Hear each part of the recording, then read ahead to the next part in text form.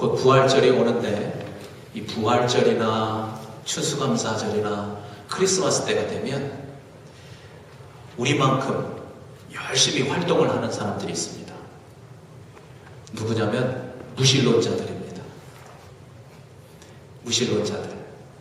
이 사람들이 돈을 모아가지고 광고를 만들어가지고 버스에다가도 붙이고 지하철에다가도 이렇게 붙이고 사람들이 많이 지나가는 그런 길거리에다가도 그 광고를 붙입니다.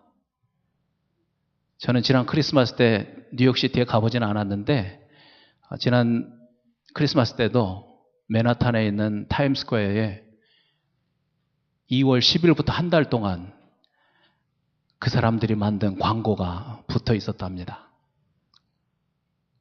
보신 분이 있습니까? 그 광고가 바로 이 광고입니다. 그림을 보시면 아주 웃음을 띠고 있는 자애로우신 산타 할아버지가 위에 계시고 그 밑에 Keep the Merry. 저는 개인적으로 산타 할아버지 좋아하지 않습니다. 그러고 난 다음에 고통당하시는 예수님이 십자가에 지시는 모습이 있고 그 밑에는 Dump the myth. 즐거움은 지키되 예수라고 하는 신화는 쓰레기통에 갖다 버리라. 이게 그들의 광고입니다. 참 열심이죠? 열심인 것 같아요. 제가 여러분에게 무신론자들에게 돈 받은 것도 없는데 다시 이렇게 광고를 광고하는 이유는 다른 것이 아니고 이 무신론자들이 기독교를 너무나 오해하고 있다는 것입니다. 우리가 이렇게 신앙생활하는 이유가 단지 우리의 즐거운 삶, 즐거운 삶을 목적으로 하고 있다고 생각하고 있는 것 같습니다. 그런데 그렇지 않다는 거죠. 우리의 신앙생활에 절대로 즐거운 삶이 목표가 될 수 없습니다. 오늘 말씀의 주인공 야곱을 보십시오. 아버지로부터 이삭으로부터 후계자로서 하나님의 축복을 듬뿍 받은 사람입니다. 그런데 이유와 어쨌든 에서 때문에 집으로부터 쫓겨나서 지금 잠잘 곳도 없어가지고 길거리에서 돌베개를 베고 아주 불안하고 처량한 그런 신세로 잠을 자고 있습니다. 그런데 한편 장자권까지 죽 하나에 팔아먹은 에서, 그래서 아버지로부터 장자임에도 불구하고 후계자로서 축복도 받지 못한 에서는 지금 뭘 하고 있을까요? 사랑하는 부모 밑에서 아마 편안하게 지내고 있을 겁니다. 자기가 좋아하는 사냥을 하면서 자기가 좋아하는 여자와 결혼도 했습니다. 아무리 생각해 보아도 하나님의 축복을 받은 야곱보다는 하나님의 축복조차도 받지 못한 이 에서가 훨씬 더 지금 즐거운 생활을 하고 있는 겁니다. 여러분, 이 두 사람의 경우만 보아도, 이 야곱과 에서의 경우만 보아도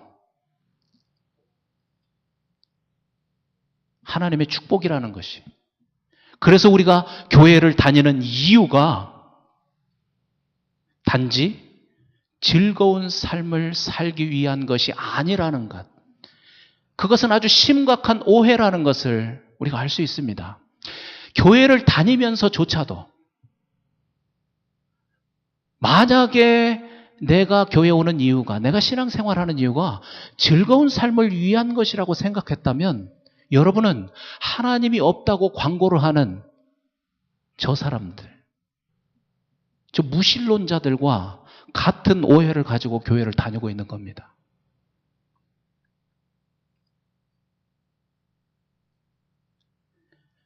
오늘 말씀을 통해서, 오늘 야곱을 통해서 우리의 신앙생활의 목적이 그게 아니라는 것, 확실하게 알아야 합니다. 야곱은 자기 조상들 때문에 태어나면서부터 하나님을 알았던 사람입니다. 그는 자기 나름대로 즐겁고 멋진 삶을 살려고 열심히 노력했던 사람입니다. 그 열심히 지나쳐가지고 조금 전 얘기했던 대로 장자권까지도 형으로부터 빼앗았던 사람입니다. 그 열심히 너무 지나쳐가지고 어머니하고 공모를 해서 거짓말을 해가면서까지 그 후계자로서의 축복을 얻어냈던 그런 사람입니다. 나름대로는 머리를 쓰고 나름대로는 힘을 다해서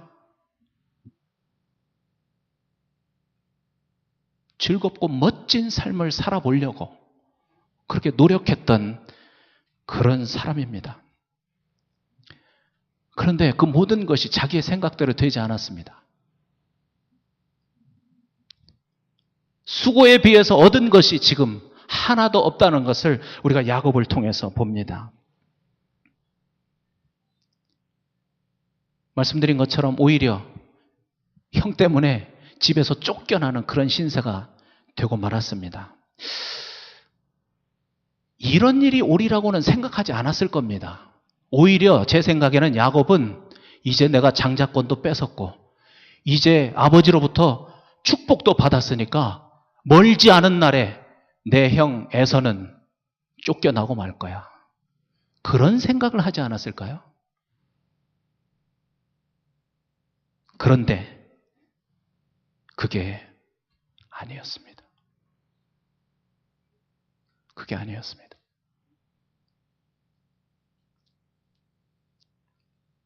그는 낙심한 모습으로 길을 가다가 날이 저물어서 지치고 피곤한 몸으로 길거리에 쓰러져서 돌을 베개로 삼고 잠을 자야만 하는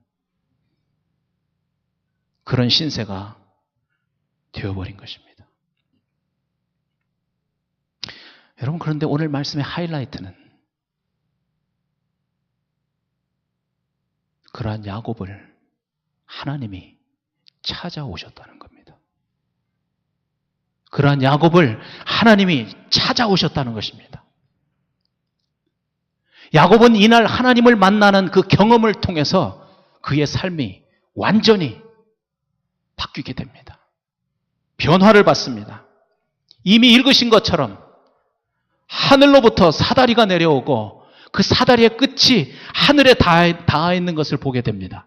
천사들이 그 사다리를 오르락내리락 하는 것을 보게 되었습니다. 하나님이 나타나셨습니다. 나는 너의 조상 아브라함의 하나님이다. 나는 너의 아버지 이삭의 하나님이다.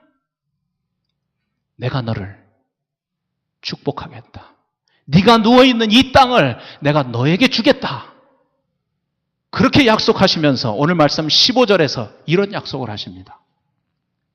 내가 너와 함께 있어. 네가 어디로 가든지 너를 지키며 너를 이끌어 이 땅으로 돌아오게 할지라. 내가 내게 허락한 것을 다 이루기까지 너를 떠나지 아니하리라 하신지라. 여러분, 야곱은 깜짝 놀랐습니다. 부모로부터 귀로만 들었던 그 하나님, 그 하나님이 자기 앞에 실제로 나타나서 그를 보는 경험을 하게 된 것입니다. 얼마나 놀랐겠습니까? 그래서 아침에 일찍 일어나가지고 자기가 베고 잤던 그 돌을 바로 세우고 거기에다가 기름을 붓고 그곳의 이름을 벳엘, 하나님의 집이라고 이름을 지었습니다. 자, 이제부터 에서와 야곱의 삶이 달라지기 시작합니다. 어떻게 어떻게 달라지기 시작하는가? 야곱은 하나님을 만나는 경험을 하게 되었다는 것입니다. 하나님을 만나는 경험. 그래서 이제는 아브라함의 하나님, 이삭의 하나님, 그 하나님이 요셉, 나의 하나님, 자기 자신의 하나님이 되었다는 것입니다. 여러분, 이것은 엄청난 경험입니다. 이 경험을 통해서 이 야곱의 삶 속에 이제는 생명력이 넘치기 시작했다는 것입니다. 하나님을 만난 후에. 제가 설교를 통해서 수없이 말씀드렸지만 신앙은 이론이 아닙니다. 신앙은 교리를 아는 것, 그것으로 끝이 아닙니다. 신앙은 실제적인 경험입니다. 신앙은 삶의 현장에서 실제로 역사하시는 하나님과 동행하는 것입니다. 신앙은 삶의 현장에서 매일매일의 삶 속에서 실제로 역사하시는 하나님과 동행하는 것.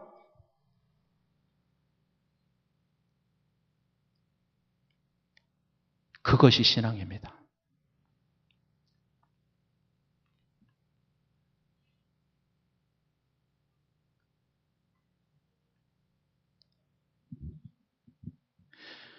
여러분, 오늘 우리는 야곱에게 나타나신 그 하나님을 보면서 우리도 야곱이 경험한 그 하나님, 그 경험을 직접 만나는, 하나님을 직접 만나는 그 경험을 나도 할 수 있겠구나 라고 하는 그런 소망을 갖게 됩니다. 야곱이 하나님을 만나고 그렇게 놀랬던 이유는 뭐냐면, 야곱이 생각하기에는 하나님은 믿음이 좋은 사람, 그래서 하나님의 말씀에 잘 순종하는 자기 조상과 같은 그 아브라함과 같은 이삭과 같은 그런 사람들만 만나주시는 것으로 생각했습니다. 그런데 자기처럼 약하고 심지어는 악하고 다른 사람을 시기하고 세상에 푹 젖어 있는 자기와 같은 사람을 하나님이 찾아오셨다는 것, 그것 때문에 야곱은 너무나도 놀라고 놀랐던 것입니다. 야곱은 절대로 특별한 사람이 아니었습니다. 여러분, 성경을 조금만 읽어본 사람은 충분히 그걸 알 수 있습니다. 야곱은 아주 평범하고 평범한 사람이었습니다. 어쩌면 평범 이하의 사람이었는지 모르겠습니다.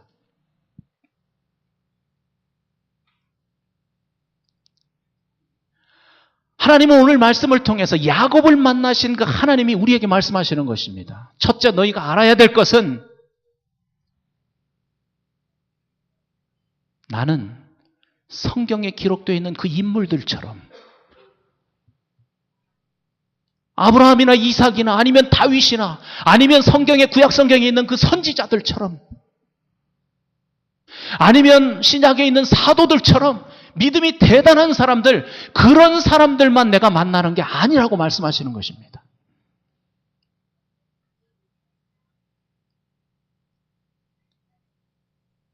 우리에게 그 소망을 주시기 위해서 오늘 이 말씀을 하시는 겁니다.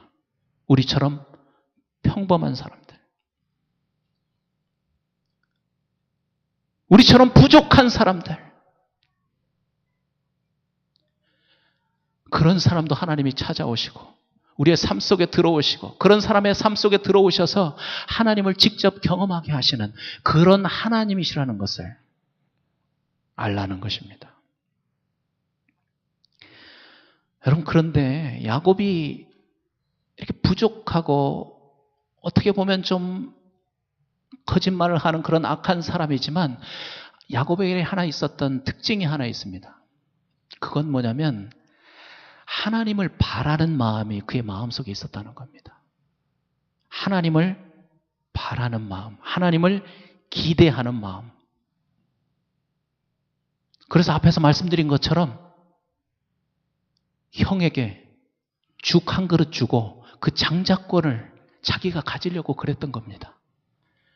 정말 온당한 방법은 아니었지만 하나님의 축복, 하나님의 약속이 중요하다는 것을 알았기 때문에 거짓말을 해서라도 후계자로서 그 축복을 받으려고 그렇게 했던 것입니다. 만약에 야곱의 마음속에 하나님을 기대하는 그런 마음이 없었다면 그런 일을 하지 않았을 겁니다. 비록 그 일 때문에 지금 너무나 비참한 가운데 있지만 그럼에도 불구하고 분명한 건 하나님께서는 야곱이 가지고 있는 그 마음, 하나님을 기대하고 있는 그 마음, 그것을 귀하게 보신 것이죠.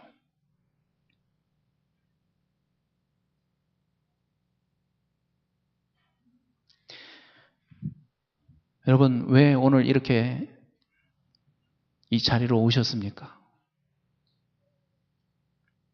우리 학생들은 다음 주일 중간고사라고 알고 있는데 왜 이렇게 열심히 교회에 오셨습니까? 내 자신을 생각하면 참 한심하다. 내 믿음을 생각해보면 바닥을 헤매고 있는 것처럼 보이고 심지어 남들이 날 보고 너도 교회 다니냐? 그러면 창피해서 그냥 말꼬리를 쓱 흐리는 너무나도 약하고 너무나도 부족한 우리의 믿음이지만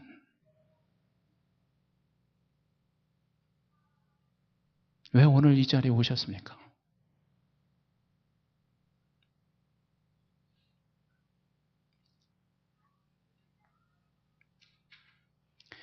그래도 하나님께서 우리에게 하나님에 대한 기대를 주시지 않았습니까?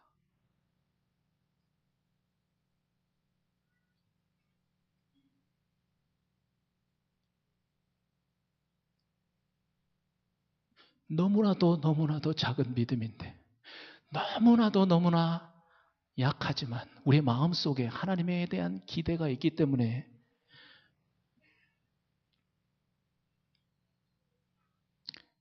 오늘도 예배에 오지 않았습니까?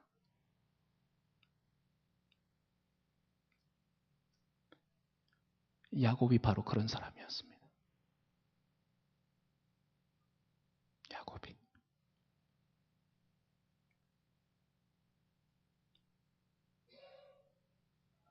그런데 하나님께서 그 야곱을 찾아오신 겁니다. 만나주신 겁니다. 그 엄청난 하나님을 직접 경험할 수 있는 기회를 주신 것입니다.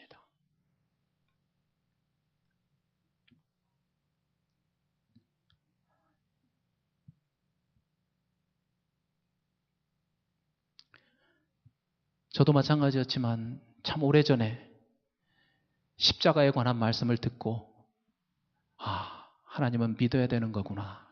그런 마음으로 세례를 받고 침례를 받고 그 당시야 무슨 마음에 감동도 없이 그냥 해야 되는 건가 보다. 그렇게 생각하고 교회 생활 시작했는데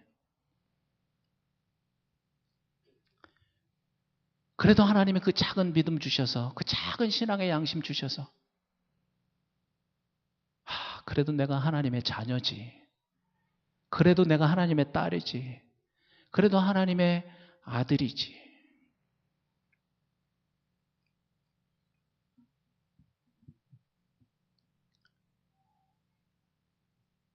그래서 오늘 교회 가는 날이니까 교회 가야지.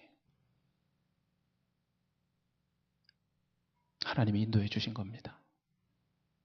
야곱과 같은 우리를 하나님이 인도해 주신 것입니다.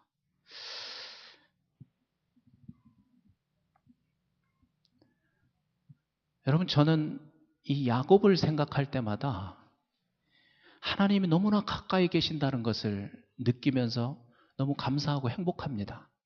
말씀드린 것처럼 소망이 생깁니다. 그 야곱의 작은 믿음, 야곱의 그 작은 기대를 저버리지 않으신 그 하나님이 우리도 그렇게 대하실 것이라는 믿음이 생기기 때문에 야곱을 생각하면 그렇습니다.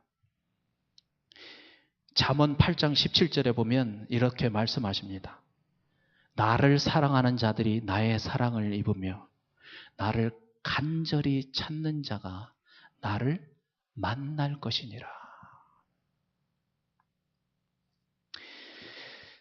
하나님께서는요, 때로는 우리를 즐겁게 하시는 것이 아니라 우리를 괴롭게 하실 때가 있습니다. 오히려 우리를 광야로 내모실 때가 있습니다. 야곱처럼. 그런데 여러분, 우리가 그때 기대할 수 있는 것이 무엇인가? 하나님과의 만남입니다. 단지 고생이 고생으로 끝나는 것이 아니라 그 고통과 괴로움 중에 하나님을 간절히 찾게 하시고 부르짖게 하시고 낙담한 가운데 있는 하나님의 자녀들을 하나님이 만나시는 겁니다. 여러분, 이것은 공식입니다.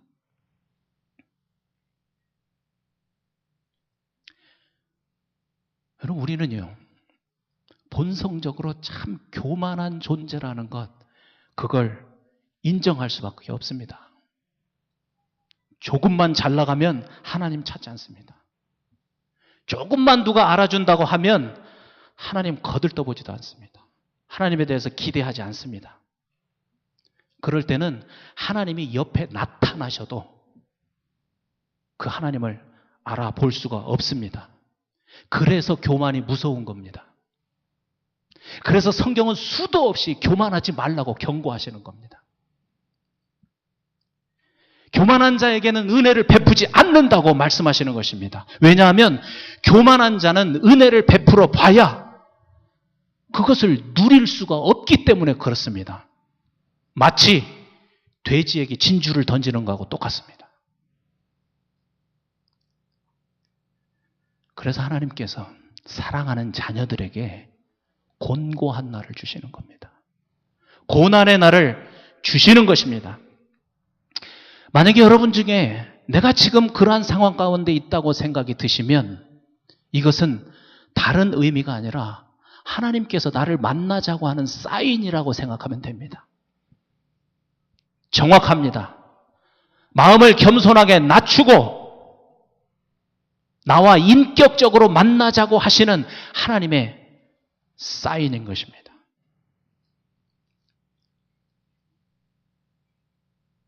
우리 청년들이 여기에 많이 있는데 저도 한국에서 군대 제대하고 대학 4학년 마지막 학년 끝부분에 내가 졸업하고 도대체 무엇을 할 수 있을까? 너무나도 참담한 마음속에서 너무나 답답한 마음속에서 하나님께 기도하게 되었습니다. 하나님을 그때 깊이 개인적으로 체험하며 하나님을 만났습니다. 제가 그때 알았습니다. 아브라함의 하나님, 이삭의 하나님, 오늘 이 야곱의 하나님, 이 하나님이 그날 영문이의 하나님이 되었습니다. 나의 하나님이 되었습니다. 여러분, 흔히 사람들이 고난 중에 하나님께 외칩니다. 하나님 도대체 어디 계십니까? 하나님이 보이지 않습니다. 하나님의 말씀이 들리지 않습니다. 그런데 저는 요즘에 우리 교회를 위해서 간절히 하나님께 기도하면서 하나 깨달은 게 있습니다. 고난 그 자체가 하나님이 나와 함께 하신다는 강력한 증거라는 겁니다. 고난 그 자체가 하나님이 지금 나와 함께 하신다는 증거라는 것입니다.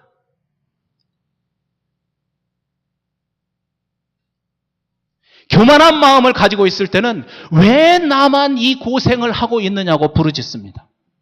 다른 사람 다 멀쩡한데, 나보다 신앙도 별로 좋은 것 같지 않은데, 나보다 열심도 없는 것 같은데 왜 저 사람은 저렇게 편안하게 살고 있고, 왜 하나님은 나만 이렇게 하시는가?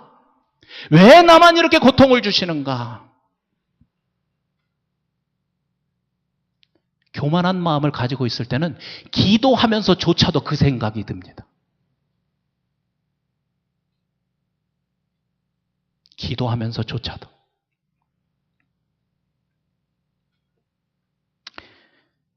여러분, 아닙니다. 고난 그 자체가 하나님의 은혜이고 하나님의 섭리입니다. 내 자존심이 여지없이 깨지는 것, 그것이 하나님의 은혜입니다. 야곱처럼 완전히 바닥을 헤매면서 돌베개를 베고 잠을 자는 것, 그러한 불편한 삶, 때로는 외롭고 두렵기까지도 한 그 순간, 바로 그 순간이 하나님이 주신 은혜의 순간이고 하나님의 섭리의 시간이라는 것입니다.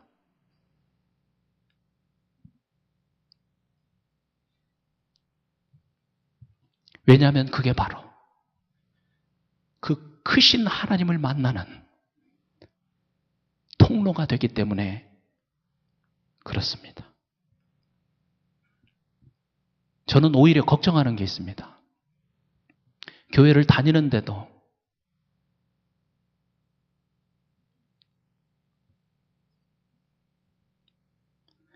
하나님에 대한 기대도 없이 그냥 왔다 갔다 하면서 그렇게 그냥 다니는데도, 대충 신앙생활 하는데도 아무런 고난과 고통도 없이 행복하게 기쁘게 사는 사람을 보면 저는 걱정이 됩니다.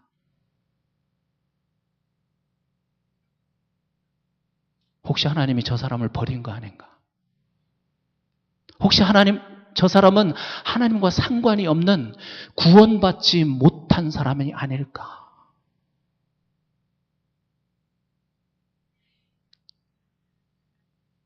여러분, 우리가 신앙생활 하면서 하나님을 개인적으로, 인격적으로 만나는 그런 경험을 통한 그 놀라움, 그 기쁨, 그것을 체험하지 못하면 신앙생활이 너무 힘듭니다.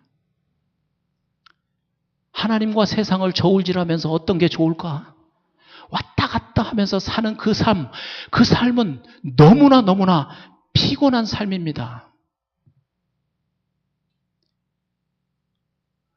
오히려 하나님을 인격적으로 만나고 온전한 믿음 가운데서 하나님 앞에 모든 걸 헌신하며 살아가는 그 삶이,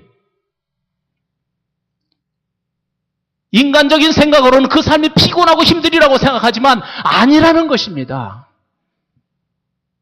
세상을 왔다 갔다 하면서 피곤한 삶을 사는 것보다 하나님의 말씀에 순종하며 고생하며 힘든 삶을 사는 것이 훨씬 더 기쁨이 넘치는 그런 삶입니다. 히브리서 13장 8절에 예수 그리스도는 어제나 오늘이나 영원토록 동일한 분이시다. 어제나 오늘이나 영원토록. 여러분, 나의 하나님을 만나야 합니다. 목사님이 얘기하는 그 하나님, 내 아내가 믿는 하나님, 내 남편이 믿는 하나님이 아니고, 내 친구가 얘기하는 그 하나님이 아니고, 나의 하나님을 만나야 합니다. 그 하나님이 오늘 나를 만나려고 기다리고 계신다고 말씀하시는 겁니다. 그 하나님을 만나시기 바랍니다. 아멘. 아멘.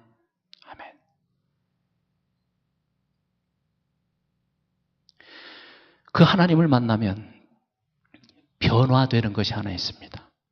그 말씀이 오늘 14절 말씀에 있습니다. 내 자손이 티끌같이 되어 네가 서쪽과 동쪽과 북쪽과 남쪽으로 퍼져나갈지며 땅의 모든 족속이 너와 내 자손으로 말미암아 복을 받으리라. 여러분 한번 생각해 보십시오. 지금 아무것도 없이 맨주먹으로 잠잘 곳도 없어서 지붕도 없는 들판에서 돌베개 베고 자는 야곱에게 하나님이 나타나셔서 지금 이 말씀을 하시는 겁니다.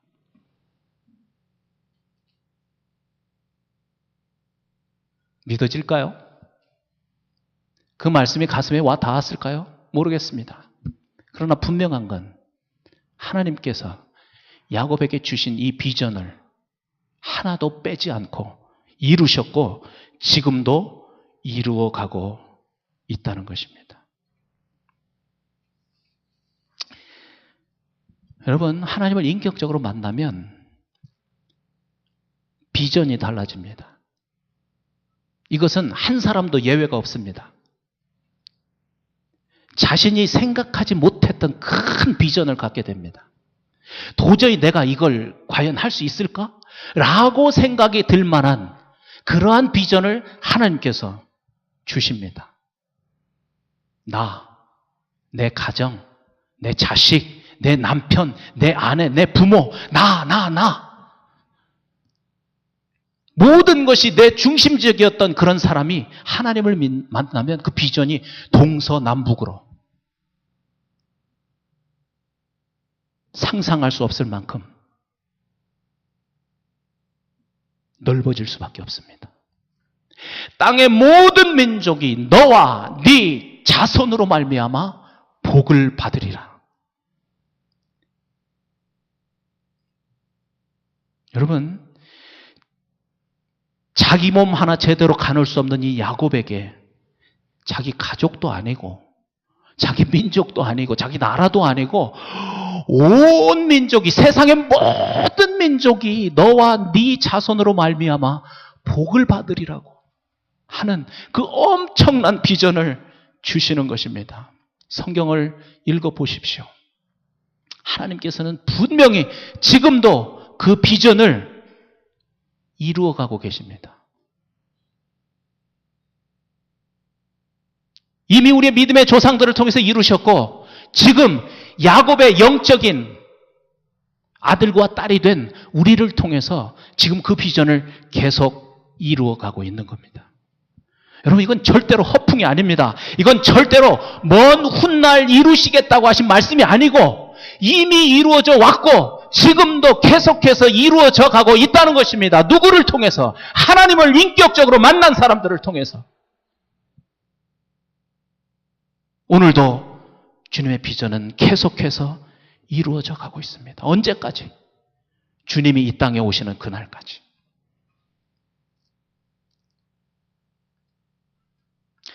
시라큐스라고 하는 이 작은 동네, 작은 우리 교회를 통해서 하나님이 세계를 품고 기도하게 하셨습니다. 아마 하나님을 모르는 사람들이 들으면 웃음이 날지도 모르겠습니다. 그러나 절대로 그렇게 생각할 일이 아닙니다. 우리가 하나님 앞에 작은 헌금이지만 선교를 위해서 헌금합니다. 이 돈으로 무엇이 될까? 그렇게 생각하실지 모르지만 그 돈을 쓰시는 분은 하나님이십니다. 그래서 우리가 인색한 마음이 아니라 힘을 다해서 헌금해야 된다고 말씀하십니다. 그건 우리가 할 일이고 그 돈이 얼마가 되었든 그 돈을 사용하시는 분은 능력의 하나님이십니다.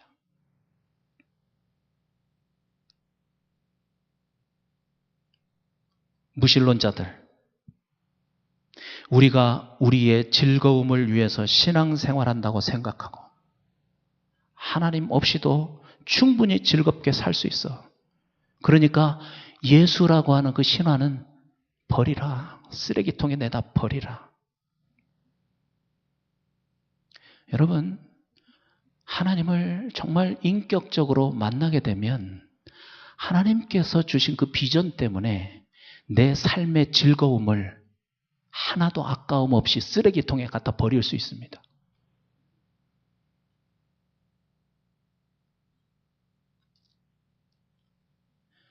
그리고 그 즐거움과는 비교도 할 수 없는 하나님이 주시는 하늘로부터 받는 그 기쁨, 그것을 가지고 모든 민족의 복의 통로가 되는 그러한 삶을 살게 되는 것입니다.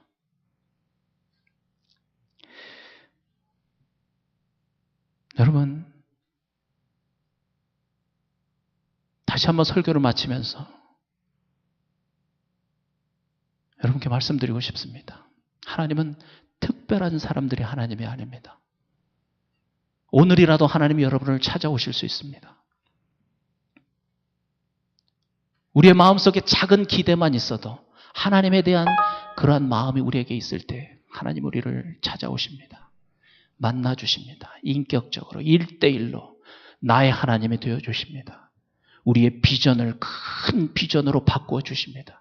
그 비전을 가지고 이제는 시시한 즐거움을 위해서 사는 삶이 아니라 하나님의 영광을 위해서 사는 삶, 그런 삶을 살게 하시고 세상에 줄 수 없는 하나님이 주시는 그 기쁨을 가지고 남아있는 우리의 삶을 모든 민족의 복의 통로가 되는 자로 살아갈 수 있게 하시는 것입니다. 그 복을 받기 원하시는 분은 아멘 하시기 바랍니다. 아멘. 우리 기도하시겠습니다.